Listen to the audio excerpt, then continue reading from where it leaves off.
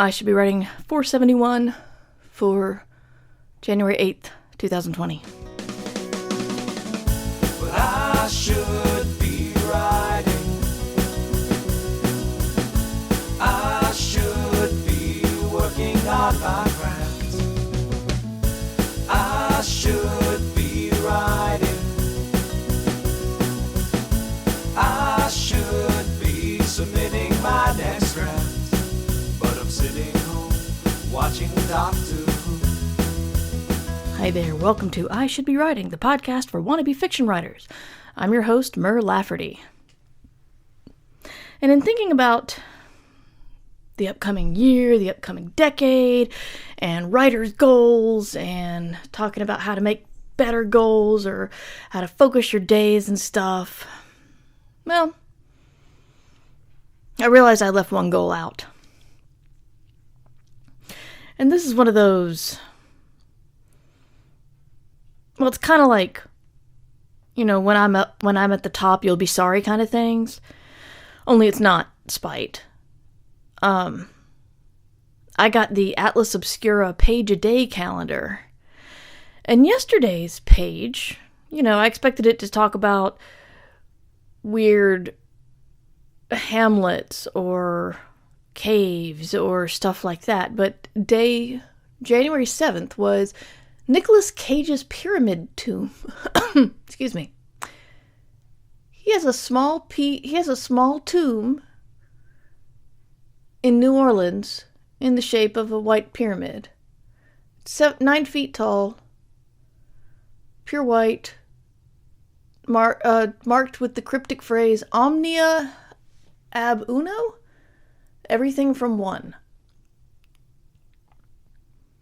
So, I realize one goal I don't have, and that's how weirdly eccentric am I going to get?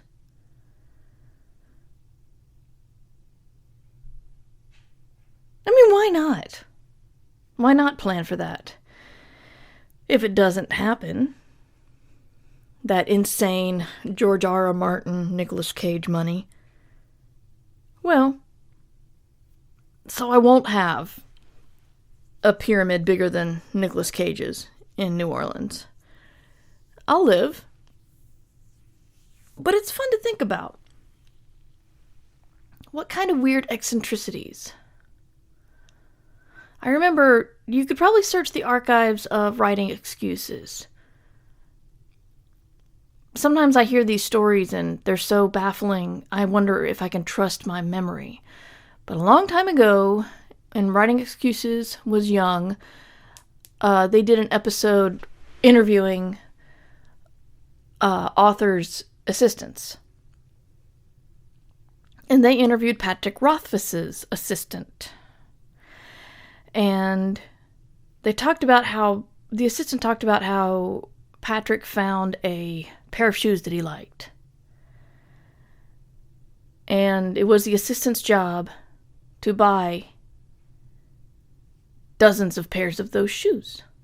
So he'll never run out of those perfect shoes. I'm like, really? Is it that?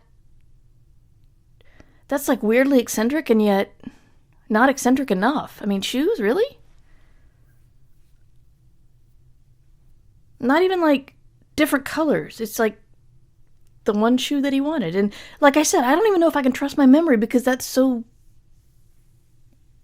oddly specific and yet still kind of weird that it makes me wonder. I mean, for me, the idea of having an assistant feels weirdly almost eccentric. Much less asking them to go buy me shoes.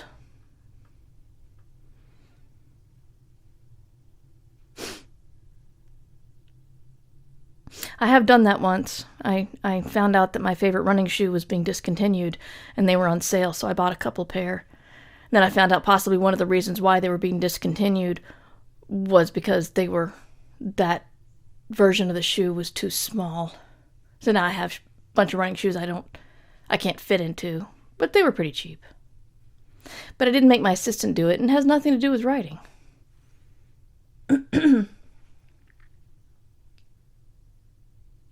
So when you're having your writer goal thinking, when you're in the shower or driving or just having that, when I'm big, I'm going to do this thinking, how weird would you get? Would you go for the mausoleum? Would you go for original Star Wars props? Would you hire the cast of Hamilton come to your kid's birthday party?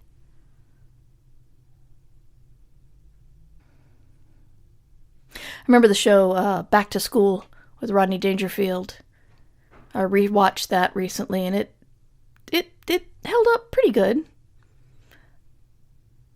But his son wants to drop out of school because his dad made millions without having a college degree, and so his dad decides to buy his way into school and go to school alongside his son.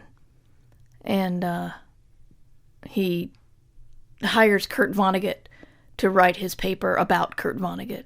And Kurt Vonnegut has a cameo in the movie. And then, of course, his professor says, "You didn't write that, and by the way, whoever did doesn't know the first thing about Kurt Vonnegut," which I thought was funny.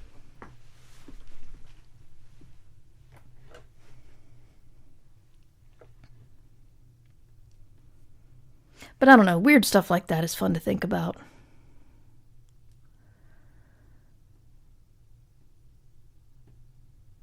I always thought, when you see an entire building for sale, I always thought it'd be fun to buy the building and put your name on it. And not do anything with it, not put a business in it, just, this is the Murr building.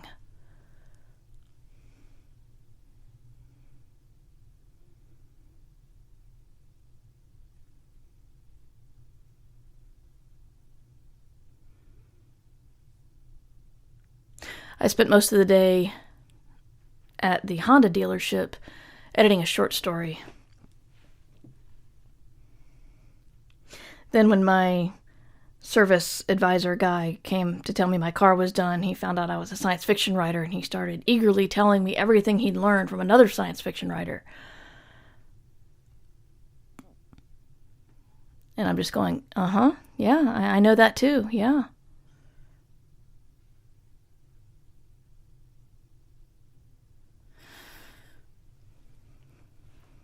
But I got my story completed, and then I started editing it, and I